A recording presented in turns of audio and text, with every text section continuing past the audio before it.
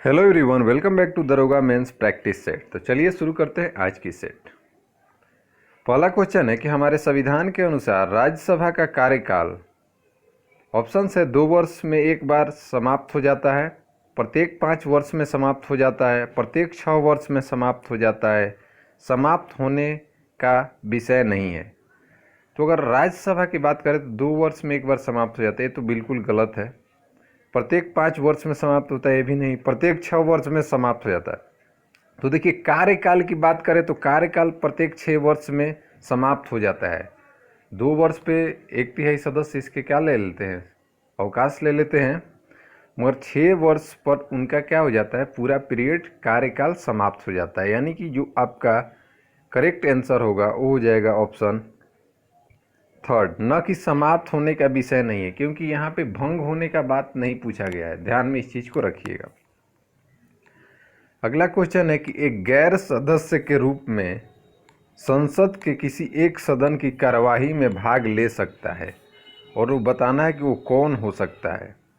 तो वो हो जाएगा आपका भारत के महान न्यायाधीश, जो संसद का सदस्य न होते हुए भी संसद की कार्यवाही में भाग तो ले सकता है, लेकिन अपना मत का इस्तेमाल नहीं कर पाएगा। यानी कि अगर वोटिंग होगा तो हम वोटिंग नहीं कर पाएगा। अगला है कि आधारभूत ढांचा का सर्वाधिक सिद्धांत निम्न में से किसके द्वारा आविष्कृत है। तो अगर बात करें आधारभूत ढांचा में ज़्यादा जो देखने को मिलता है हस्तक्षेप वो न्यायपालिका का मिलता है, क्योंकि आधार जो संविधान का हमारा मूलभूत आधारभूत ढांचा है उसमें फेरबदल नहीं किया जा सकता है। नेक्स्ट है कि यदि राष्ट्रपति एवं उपराष्ट्रपति के पद खाली हो तो भारत के राष्ट्रपति के पद पर कौन होता है।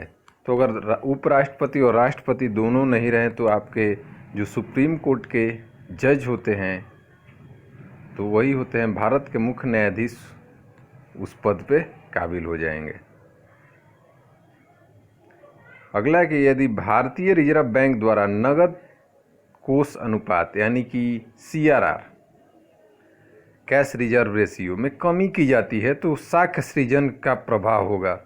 देखिए, CRR कम करिए या SLR कम करिए, कोई भी अगर कम होगा तो उसमें साख सृजन में वृद्धि होगा, और जिसके कारण वृद्धि होगा तो बैंक ज़्यादा से ज़्यादा क्या करता है, ऋण दे सकता है या कहीं पे इन्वेस्ट कर सकता है।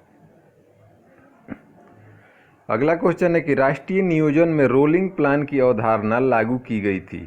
तो रोलिंग प्लान 1978 में जनता पार्टी की सरकार के द्वारा लगाया गया था। अगला है कि राजकोषीय घाटा है। ऑप्शंस हैं आपके राजस्व व्यय माइनस राजस्व प्राप्ति या पूंजीगत व्यय माइनस पूंजीगत प्राप्त बाजार ऋण, बजटीय घाटे योग सरकारी। तो जो करेक्ट आंसर होगा वो हो जाएगा आपका बजटीय घाटे का योग और सरकार का बाजार ऋण तथा दायित्व, ऑप्शन 4। भील जाति कहाँ पाई जाती है। तो भील जाति जो आपको देखने को मिलेगी वो महाराष्ट्र में देखने को मिलेगी, ऑप्शन 4। अगला क्वेश्चन है कि भारत डायनेमिक्स लिमिटेड केंद्र कहाँ स्थित है। तो भारत डायनेमिक्स केंद्र जो लिमिटेड स्थित है वो आपका हैदराबाद में है। अगला क्वेश्चन है किसी देश के सरकारी रिपोर्ट को येलो बुक कहा जाता है। तो फ्रांस का जो सरकारी रिपोर्ट है उसको येलो बुक कहा जाता है, यानी कि जो ऑप्शन ए है वो आपका क्या है, सही है। नेक्स्ट है कि भारत का प्रथम विधि विश्वविद्यालय की स्थापना अगस्त 1887 में कहाँ हुई थी। यहाँ पे देखिए नाम जगह पूछा गया है और आपका ईस्वी दे दिया गया है। तो अगर बात करें कि इस पहला विश्वविद्यालय विधि विश्वविद्यालय लॉ यूनिवर्सिटी जो इस्टेब्लिश हुई थी 1887 में, वो था आपका बेंगलोर में। कंप्यूटर में वाईफाई निहितार्थ क्या है। तो कंप्यूटर में जो वाईफाई होता है आप लोग सभी जानते हैं कि वो तार रहित स्थानीय क्षेत्र का जाल है, ऑप्शन 2। पुलित्जर पुरस्कार किस क्षेत्र में प्रदान किया जाता है। तो ये पत्रकारिता के क्षेत्र में दिया जाने वाला पुरस्कार है। टेलीविज़न का दूर नियंत्रक प्रयोग करता है। तो टेलीविज़न का जो दूर नियंत्रक प्रयोग किया जाता है वो होता है इंफ्रारेड यानी कि सौरक तरंगे, यानी कि ऑप्शन ए। मनुष्य में एफ्लाटोक्सिन खाद्य विषाक्तता द्वारा सामान्यतः कौन सा अंग प्रभावित होता है? तो ये फलों सब्जियों में इस्तेमाल किया जाने वाला एक तरह से पदार्थ है, अगर इसका अगर ज़्यादा मात्रा में इस्तेमाल होने लगे तो आपके लिए क्या हो जाता है, वो विषैला हो जाता है, तो यकृत को प्रभावित करेगा। नेक्स्ट क्वेश्चन है कि आसियान इसके लिए है। तो आसियान का यहाँ पे academic of south east Asian, यहाँ पे फुल फॉर्म पूछा गया है, तो हो जाएगा association of south east African nation है, तो नहीं होगा association of south east Asian nation. जी हाँ, आसियान आपका यही होता है, association of south east Asian nation, option third. Next question है, भारत में एक समय पश्चिम बंगाल और आंध्र प्रदेश में सीमित नक्सलवाद अब इन राज्यों में भी फैल चुका है। तो पहले जो आपका पश्चिम बंगाल और आंध्र प्रदेश तक सीमित था नक्सलवाद, आज इन राज्यों में ही फैल चुका है। तो वो राज्य हो जाएंगे आपका उड़ीसा, छत्तीसगढ़, झारखंड और बिहार, यानी कि ऑप्शन ए। अगला क्वेश्चन है कि सूक्ष्म तरंग O1 किस प्रकार की तरंगे का प्रयोग करता है? तो अगर बात करें सूक्ष्म तरंग O1 जो इस्तेमाल करता है अदृश्य परिसर के दीर्घ तरंग वाली तरंग का, यानी कि ऑप्शन ए जो है आपका करेक्ट है। अगला क्वेश्चन है, नौ नालंदा महाविहार किसके लिए विख्यात है? तो नौ नालंदा विहार जो है वो बौद्ध शिक्षा और पाली अनुसंधान संस्थान के लिए फेमस है। नेक्स्ट क्वेश्चन है कि दक्षिणी गोलार्ध में सबसे बड़ा दिन, तो अगर दक्षिणी गोलार्ध में सबसे बड़ा दिन बात करें तो हो जाएगा आपका 22 दिसंबर। फिर पूछा जा रहा है कि दक्षिणी गंगोत्री स्थित है। तो दक्षिणी गंगोत्री भारत का क्या है, शोध केंद्र है, वो जगह कहाँ पे स्थित है? वो है आपका अंटार्कटिका में आपको देखने को मिलेगा। नेक्स्ट क्वेश्चन है कि दक्षिण अमेरिका का सबसे बड़ी नदी है। तो अगर दक्षिण अमेरिका की सबसे बड़ी नदी की बात करें तो हो जाएगा आपका अमेजन। रेलवे का जोन मुख्यालय हाजीपुर स्थित है। तो हाजीपुर पूर्व मध्य रेलवे का मुख्यालय है जो स्थित है आपका कहाँ पे? तो ये आपके बिहार में देखने को मिलेगा, ऑप्शन 4। नेक्स्ट क्वेश्चन है, कौटिल्य अर्थशास्त्र कितने अधिकरणों में विभाजित है? तो कौटिल्य का अर्थशास्त्र 15 अधिकरणों में विभाजित है। अशोक के ब्राह्मी अभिलेखों को सर्वप्रथम किसने पढ़ा? तो वो पढ़ा था जेम्स प्रिंसेस के द्वारा पढ़ा गया था, तो यानी कि ऑप्शन 1 जो है आपका सही है। अगला क्वेश्चन है कि इल्तुतमिश ने बिहार में अपना प्रथम सूबेदार नियुक्त किया था। तो इल्तुतमिश के द्वारा बिहार का प्रथम सूबेदार नियुक्त किया जाने वाला जो होगा वो हो जाएगा मालिक जानी, यानी ऑप्शन 4। शक संवत वर्ष में प्रारंभ हुआ। तो शक संवत कनिष्क के द्वारा प्रारंभ किया गया था, कुषाण वंश के शासक, तो 78 ईसा पूर्व, यानी कि ऑप्शन 2। निम्नलिखित एक वेद धार्मिक अनुष्ठान से संबंधित है। तो धार्मिक अनुष्ठान से जो वेद संबंधित है वो होता है आपका यजुर्वेद। जादू टोना से पूछ दे तो अथर्ववेद, और गाने वाला तो सामवेद, और यज्ञ से रिलेटेड तो ऋग्वेद। द्वितीय बौद्ध परिषद को बुलाया गया। तो द्वितीय बौद्ध परिषद को बुलाया गया था आपको कब? कालाशोक के काल में। यहाँ पे ईस्वी नहीं पूछा गया है। जैन कल्प सुख या कल्प सूत्र होता है, सुख नहीं होता है। जैन कल्प सुख को किसने लिखा? तो जैन कल्प सूत्र को लिखा गया था भद्रबाहु के द्वारा, ऑप्शन ए। नेक्स्ट क्वेश्चन है कि चंद्रगुप्त मौर्य था एक निरंकुश शासक, एक राजनीतिक, एक उदार शासक, या एक प्रबुद्ध निरंकुश शासक? देखिए यहाँ पे थोड़ा सा कैसे कि ऐसा क्लियरिफिकेशन कहीं नहीं मिलेगा आपको कि चंद्रगुप्त मौर्य क्या थे। निरंकुश शासक थे तो ऐसा तो कहीं नहीं मिलता है। निरंकुश शासक थे, हाँ, एक बहुत ही अच्छे योद्धा और गुणी राजनीतिक ये सब के मामले में थे। तो जो यहाँ पे करेक्ट आंसर के साथ होगा वो आपका हो जाएगा एक प्रबुद्ध निरंकुश शासक, और एक उदार शासक नहीं टिक करेंगे आप लोग, ऐसा ही नहीं होगा, क्योंकि उन्होंने पूरे भारत को लगभग जीता था, तो उदार नहीं हो सकते। अगला क्वेश्चन है कि सांची का विशाल स्तूप समय को निर्धारित करता है, माने किस काल से रिलेटेड है। तो सांची का जो स्तूप है वो बनवाया गया था अशोक के द्वारा, और अशोक किस वंश से, तो हो जाएंगे मौर्य वंश से, ऑप्शन ए। दक्षिण भारत के साहूकार का क्या नाम था। तो दक्षिण भारत में साहूकारों को कहा जाता है चेती या चेट्टी, चेती या चेट्टी दोनों कहा जाता है, ऑप्शन 2। फाहियान ने भारत की यात्रा समय में की थी, किसके काल में बताना है। तो फाहियान ने चंद्रगुप्त द्वितीय के कार्यकाल में भारत की यात्रा की थी। कुमार संभव के लेखक कौन था। तो कुमार संभव मेघदूतम, अभिज्ञान शकुंतलम, में सारे बुक जो कालिदास के द्वारा लिखे गए हैं। भारत में सोने के सिक्के किन प्रथम शासकों द्वारा जारी किए गए थे। तो अगर सोने के सिक्के की बात करें और सबसे पहले जारी किए तो किया गया था हिंद यूनानी या भारतीय यूनानियों के द्वारा, ऑप्शन 2।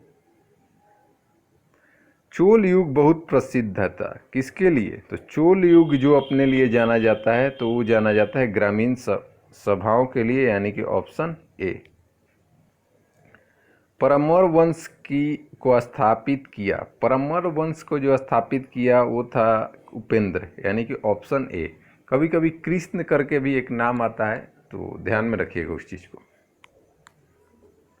अपने सद्गुणों के बावजूद रजिया सफल नहीं हुई, क्योंकि ऑप्शन है उनके अल्तुनिया से विवाह किया था, ये तो सही किया था। वह मनुष्य की तरह व्यवहार करती थी, वह अपने कट्टर धार्मिक विश्वासों के लिए थी, उच्च वर्ग को स्त्री शासक ना। जी हाँ, रजिया का फेल होने का कारण यही था कि जो उच्च तुर्की कुलीन थे वो उनका स्त्री शासक नापसंद था। अगला क्वेश्चन है कि पद्मिनी की घटना किस सुल्तान से जुड़ी हुई है। तो पद्मिनी का जो घटना है वो अलाउद्दीन खिलजी से जुड़ा हुआ है, इसने पद्मिनी के लिए ही क्या किया था, युद्ध किया था।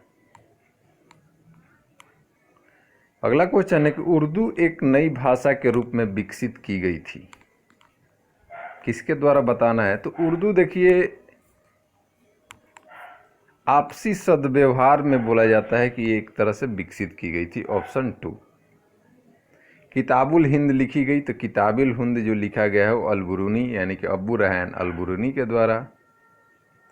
निर्गुण स्कूल का समर्थक था, तो निर्गुण स्कूल के जो समर्थक हैं वो जाएंगे आपके Kabir, option 3। Sir Thomas Roe Bharat में किसके काल में आए थे।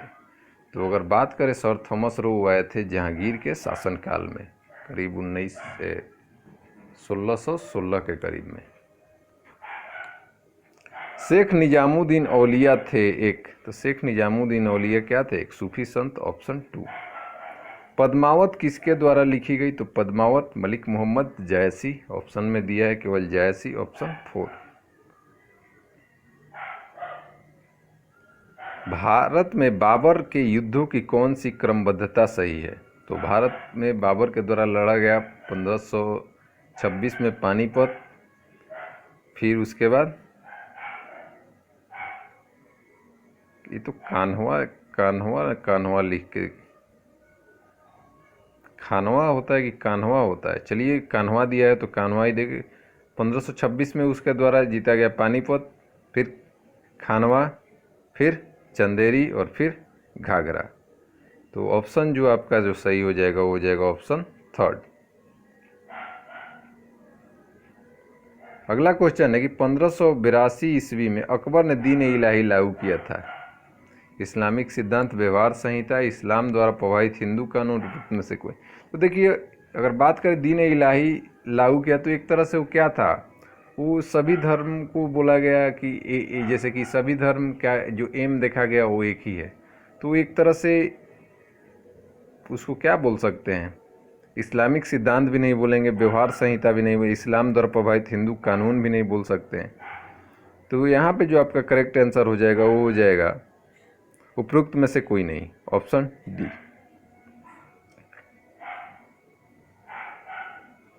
सॉरी, क्वेश्चन के लिए नहीं, वो थोड़ा सा फॉन्ट प्रॉब्लम हुआ है। नेक्स्ट क्वेश्चन है एक फौजदार प्रभारी होता था तो एक फौजदार प्रभावी होता था, एक सरकार यानी एक जिला बोला जाता था उस समय सूबे को। ब्रिटिश काल में कृषक वर्ग को किसने प्रताड़ित किया? तो ब्रिटिश काल में अगर कृषकों को सबसे ज़्यादा प्रताड़ित किया गया था तो वो सरकारों के द्वारा ही किया गया था, उसके बाद ही साहूकार या जमींदार आएंगे। अगला क्वेश्चन है कि बिहार के क्रांति 1857 को किस व्यक्ति ने नेतृत्व किया? तो यहाँ पे आपको कुंवर सिंह नहीं दिया हुआ है लेकिन अमर सिंह दिया हुआ है।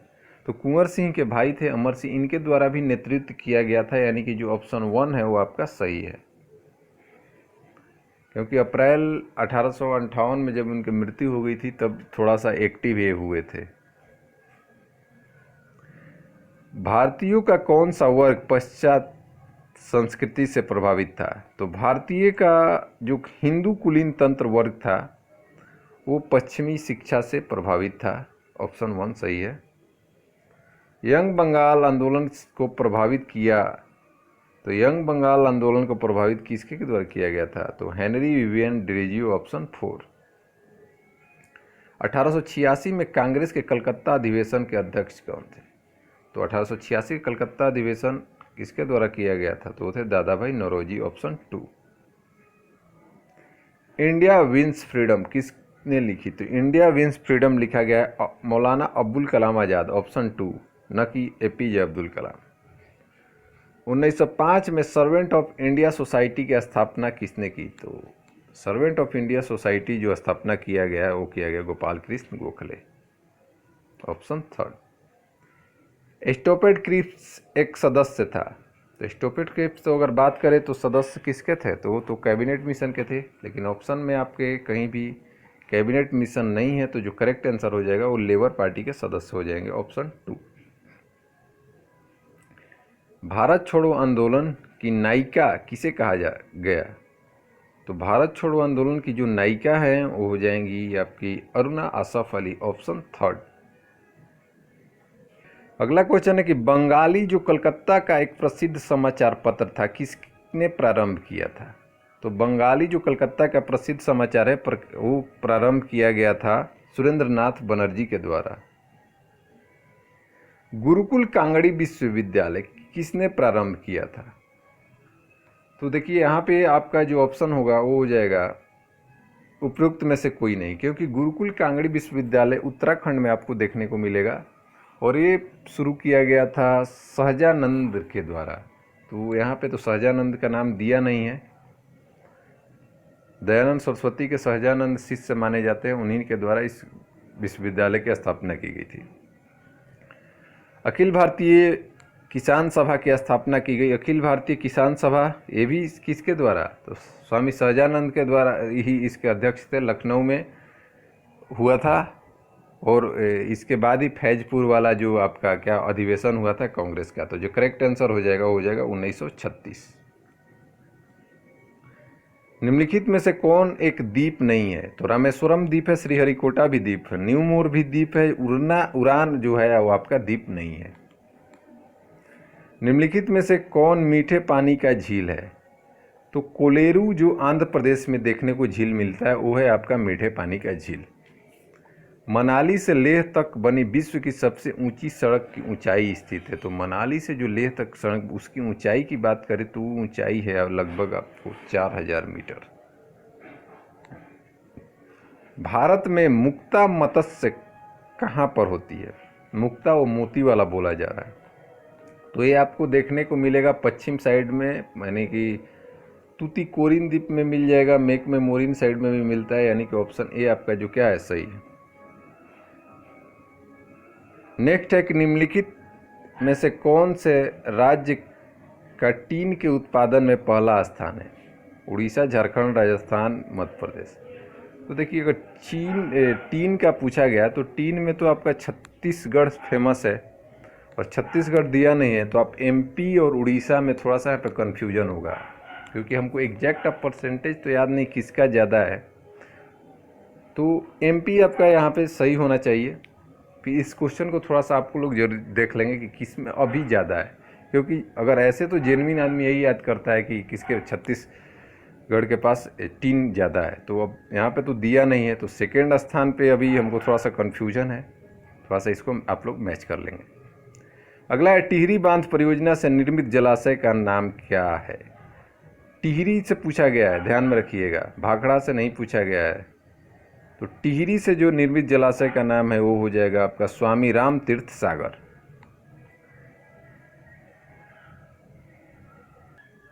अगला क्वेश्चन है कि निम्नलिखित में से कौन भारत का दक्षिणतम पर्वतमाला है। तो भारत का दक्षिणतम पर्वतमाला जो हो जाएगा वो हो जाएगा इलायची पहाड़िया, कार्डमम माउंटेन, यानी कि ऑप्शन 4। नेक्स्ट है निम्नलिखित में से कौन सी ज्वारीय शक्ति परियोजना है। तो भद्रावती, कोयना, भावनगर या रावत भाटा। तो ज्वारीय जो है वो हो जाएगा भावनगर। भारत में सबसे ऊंचा जलप्रपात तो जोग, गरसप्पा, शरावती नदी, कर्नाटक, ऑप्शन 2। भारत में किस क्षेत्र को कोयलों का स्टोर हाउस कहा जाता है। तो रानीगंज, बोकारो, झरिए। ये तो ऐसा नाम दे दिया है कि यहाँ पे एक से ज़्यादा देना चाहिए था। अगर इन चारों में से आपको बेटर ऑप्शन है तो हो जाएगा रानीगंज, ऑप्शन ए रानीगंज, क्योंकि यहाँ पे 32 to 35% कोयला आपको मिल जाएगा। और 75 क्वेश्चन के सेट में आपका जो आज का जो कट ऑफ होगा 62। तो कमेंट में ज़रूर अपना मेंशन करें कि कितना आपका सही हुआ है। नेक्स्ट क्वेश्चन है कि मालाबार तट किसके बीच में स्थित है। तो मालाबार तट जो आपको देखने को मिलेगा वो गोवा और कन्याकुमारी के बीच में देखने को मिलेगा, ऑप्शन 1। भारत में प्रथम आणविक ऊर्जा संयंत्र स्थापित हुआ। तो अगर प्रथम पूछा गया है और ऑप्शन में नालौर, बेंगलोर, कलपक्कम, हैदराबाद है, तो प्रथम तो यहाँ दिया नहीं है। प्रथम तो जो आपका तारापुर महाराष्ट्र वाला हो जाएगा, तो यहाँ से सही हो जाएगा जो कलपक्कम। अगला क्वेश्चन है कि INS विराट नामक भारतीय नौसेना का भारतीय महासागर में एकमात्र वायुयान भारक 1959 में किस नाम से रॉयल ब्रिटिश नेवी में सम्मिलित किया गया था। उस समय से पूछा गया, उसका नाम बताना है आपको। ऑप्शन है आपके, तो जो करेक्ट आंसर है, जो नाम है वो है HSS हर्म्स, यानी कि ऑप्शन ए। 2013 में इसको क्या कर दिया, रिटायर कर दिया गया, और उसके जगह पे कौन सा आया, उसके जगह पे आपका विक्रमादित्य को उतारा गया। दिया गया धातु का टुकड़ा स्टेनलेस स्टील है या नहीं, इसके शीघ्रता एवं सुगमता से जांच करने के लिए सामान्य तरीका, इसके विशिष्ट गुरुत्व की माप, इसके विद्युत प्रवाहित कर इसके प्रतिरोध की माप, इसके गंध कामल की प्रतिक्रिया देखना, चुंबक के प्रति इसका आकर्षण देखना। जी हाँ, यही सबसे आसान तरीका है। चुंबक के प्रति इसका आकर्षण देख करके आप जान सकते हैं कि क्या स्टेनलेस स्टील है या नहीं। तो 75 क्वेश्चन का सेट यहाँ पे आपका समाप्त होता है। अपना स्कोर जरूर मेंटेन करें। वीडियो अच्छा लग रहा हो तो वीडियो को लाइक जरूर करते। मिलते हैं नेक्स्ट वीडियो में, तब तक बाय बाय।